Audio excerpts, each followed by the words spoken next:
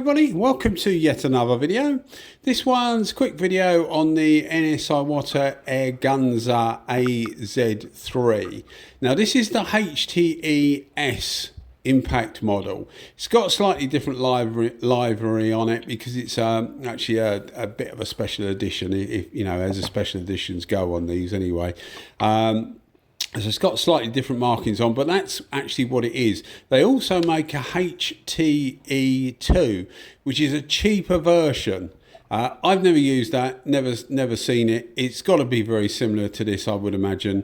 There are slightly different caps with that one, but as I say, I have no knowledge of that. So this is actually designed to, or supposed to be, the better version. I think they sell now in the UK on their own about 150 quid. As I said, I got this quite a while ago, and I can't remember whether I bought this with a kit, in a kit of some other guns that I want to do a kit, or whether I bought it off a chap who bought a kit and he wanted to keep the WS and he sold me the other two. I can't quite remember how it went. Anyway, but they're about that sort of money. But at the time, I did an unboxing video of it, which I'll try and remember to put a link on the in the description so that you guys can see it if you want to.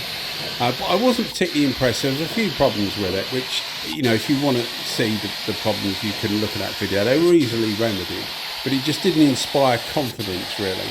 And I had a bonnet to do for somebody. In fact, I've got two bonnets to do for somebody, but I had one to do which actually went wrong. I was just a few minor repairs, and I've actually just gone over it. But you can see that I had a bit of a pickle up.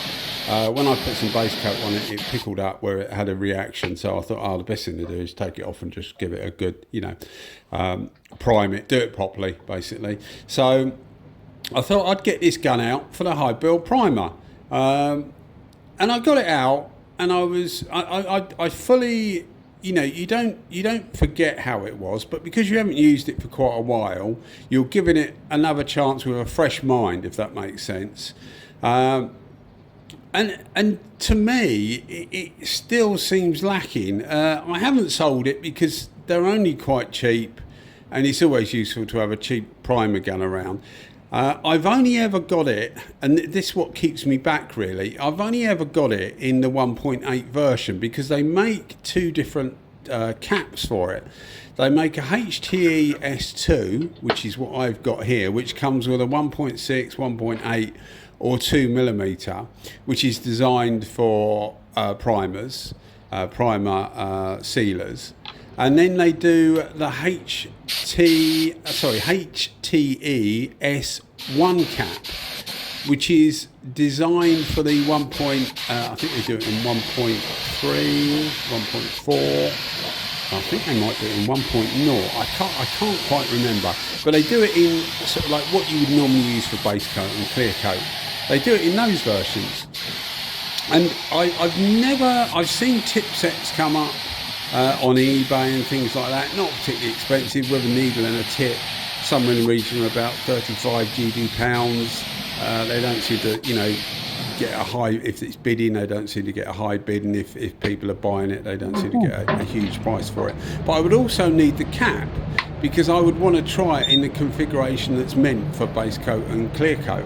So, you know, I've always avoided doing it because you know, I really haven't been impressed with this gun at all, and getting it out again and doing this video, as I say, just quickly for you guys, just to run over it again really, it really doesn't inspire me at all. The fan is quite small. I use it on 2 bar. They recommend actually 2.5 bar, but I've tried it on 2.5 bar. The fan gets slightly bigger. I find it tends to make the primer go on a bit drier. I'm not sure why, probably just because there's a bit too much air there, but I prefer it at about 2 bar. But even then, you've still got a small fan, and as I say, if you jack up the pressure, you've still got a small fan. So it doesn't pump enough out for me. You can see in this video, it does a perfectly capable job. There's nothing wrong with it, but there are other better primer guns, and I keep knocking on about them, but you know, the F160, ANI F160 in 1.9, I do it in 1.7, 1.9. I prefer 1.9. That's got a lovely big fan on it, and it also doesn't use as much air as this. According to Iwata, this uses 362 litres a minute of air, which is about nearly 13 CFM, which is a lot of air for a primer gun. When you've got something like the FLG5, which is about 7, I think, and even the Iwata, the Kiwami 4, the W400 with the BA4J cap, I'm not particularly overly impressed with that for a primer, but it's better than this gun, although it is more expensive. Although the Kiwami 4s, particularly if you're like in the US and that, where the dollar's quite strong, you can pick them up at reasonable money. So it's very hard to recommend this, although if you've got one and you like it, you know, I can understand that you like it for whatever reason. But for me, it just doesn't seem to produce. And I thought, as I say, I would get it out the tool chest, because it's been in the tool chest probably about a year and a half. I haven't used it, as I've got far better primer guns, or I consider better primer guns to use. And I just thought I'd get it out and do a quick video for you guys, and have a little chat about it, really, just to update you on it. So I haven't sold it, and I don't think I will sell it. It's not going to be worth loads of money. It's in really good nick because it's hardly been used. But as you can see, it is in good nick. But I tend not to sell too many of my tools, because I just don't. You don't always recoup loads and loads of money, and I just like having lots of different spray guns, I guess. But yeah, I think you'll agree the results are okay. It's a high build primer. It goes on nice and smooth. I haven't overly thinned the primer, but for example, I did a review with a Sagola 3300, which has got far better fan pattern. It's a lot more money though, so it's not really comparable. Anyway, guys, hope you've enjoyed me rambling, as I always seem to do.